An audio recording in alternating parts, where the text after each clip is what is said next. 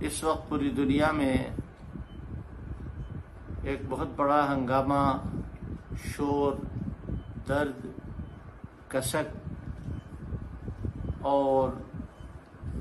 نازک طریقے پر مسلمان انتہائی پریشان، حیران ہے، اور اس کے اسباب میں ایک بہت بڑا سبب یہ ہے کہ ابھی رمضان مبارک کے اخیر عشرے میں یہودیوں کی طرف سے بیت المقدس میں جو دہشت گردانہ کارروائی کی گئی ہے، اس کی مذمت اور اس کے سلسلے میں دل ٹوٹے ہوئے ہیں۔ میں اس سلسلے میں کوئی خاص لمبی چوڑی بات نہ کہہ کر یہ تمام مسلمانوں کو، تمام انسانوں کو یہ بتانا چاہتا ہوں کہ یہود کی گھٹی میں اسلام دشمنی ہے۔ انہوں نے انبیاء اکرام علیہم الصلاۃ کو قتل کیا، انہوں نے اللہ کی نعمتوں کو ٹھکرایا، انہوں نے اللہ والوں کا مذاق اڑایا اور نہ معلوم کتنی کتنی شناعتیں کی جن کا تفصیل کے ساتھ قرآن مجید میں تذکرہ ہے۔ حضور نبی کریم صلی اللہ علیہ وسلم نے ان کو مدینہ منورہ سے پہلی مرتبہ نکالا۔ اللہ تعالیٰ فرماتا هو الذی اخرج الذین کفروا من اہل الکتاب من دیارہم لأول الحشر۔ پہلی مرتبہ ان کو، یہود کو، حضور پاک صلی اللہ علیہ وسلم نے نکال باہر کیا، اور دوسری مرتبہ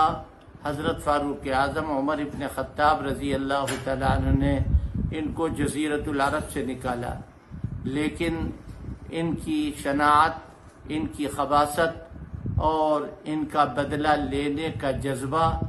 اور ان کا حسد ایسا ہے کہ یہ ختم نہیں ہوئے اور ادھر ادھر منتشر ہو کر کے چین و سکون کے ساتھ نہیں بیٹھے، بلکہ انہوں نے مسلسل اپنی کارروائیاں جاری رکھیں، اور جب ان کو موقع ملا انہوں نے اسلام دشمنی کے لیے بہت کچھ کیا اور کر رہے ہیں۔ ادھر آپ دیکھیں کہ ان کو نکالنے والوں میں سب سے پہلا نام اللہ کے حکم سے اللہ کا آخری پیغمبر محمد ابن عبداللہ محمد الرسول اللہ صلی اللہ علیہ وسلم کا ہے، اور دوسرا نام فاروق اعظم کا ہے۔ اول حشر سے یہ پتہ چل گیا کہ ثانیہ حشر بھی ہوگا، چنانچہ ثانیہ حشر فاروق اعظم کے زمانے میں ہوا۔ پھر صلاح الدین ایوبی رحمۃ اللہ علیہ نے ان کو بیت المقدس کی کامیابی کے لیے اپنے جی جان کی بازی لگا دی اور اپنے آپ کو اس میں مصروف کیا، مگر بیت المقدس آزاد کرا دیا۔ آج وہاں کا ذرہ ذرہ پکار رہا ہے کہ فاروق اعظم کہاں ہے اور صلاح الدین ایوبی کہاں ہے۔ وہاں کی میناروں سے آوازیں آ رہی ہیں،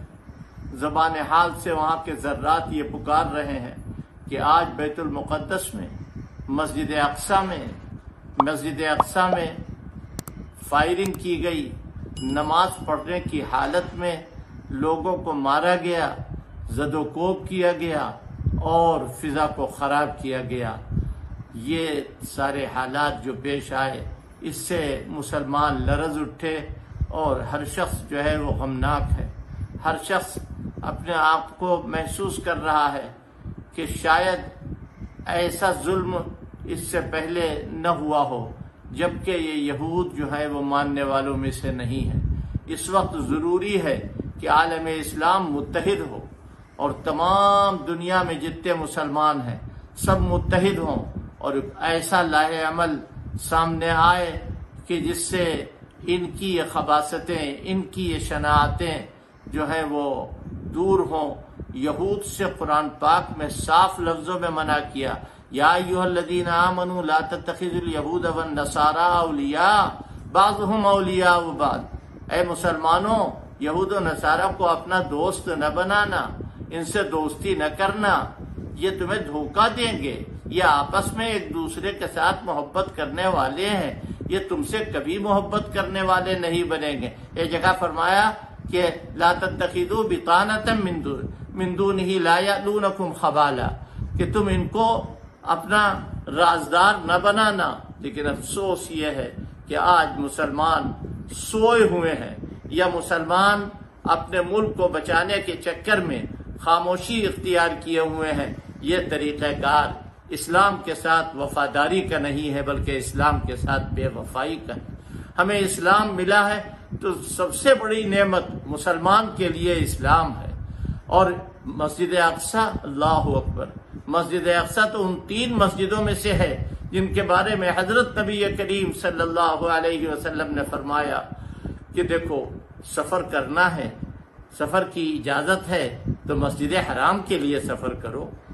مسجد نبوی کے لیے سفر کرو، مسجد اقصی کے لیے سفر کرو۔ یہ قبلہ اول ہے، یہاں تمام نبیوں کا اجتماع ہوا ہے، یہاں حضرت نے نماز پڑھائی ہے، گویا نبی آپ کے پیچھے نماز پڑھ رہے ہیں۔ اتنی مبارک مسجد اور اس مسجد کی اس طرح سے توہین، ان سے کیا توقع رکھی جا سکتی ہے، جب یہ ایک طرف تو یہ اہل کتاب ہونے کا دعویٰ کرتے ہیں اور دوسری طرف مسلمانوں کو اس طرح انہوں نے پوری دنیا میں اپنے ایجنٹوں کو چھوڑ رکھا ہے اور ان کے لیے کام ہو رہا ہے۔ غضب خدا کا، اسرائیل جس جگہ کے اوپر ہے وہ سارا ایریا، سارا علاقہ، لگ بھگ 49-50 ارب ملک وہاں موجود ہیں، مگر یہ کہ یہ وہ کام کر رہے ہیں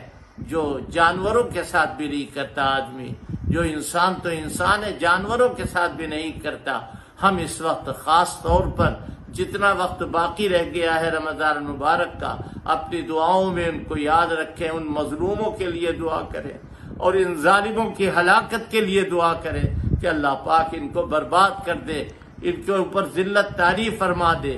اور ان کو ہلاک کر دے جنہوں نے یہ حرکتیں کی ہیں یا جو لوگ یہ حرکتیں کروا رہے ہیں۔ اللہ پاک ہم کو اور آپ کو سب کو ایمان پر زندہ رکھے اور عالم اسلام کی حفاظت فرمائے اور ہماری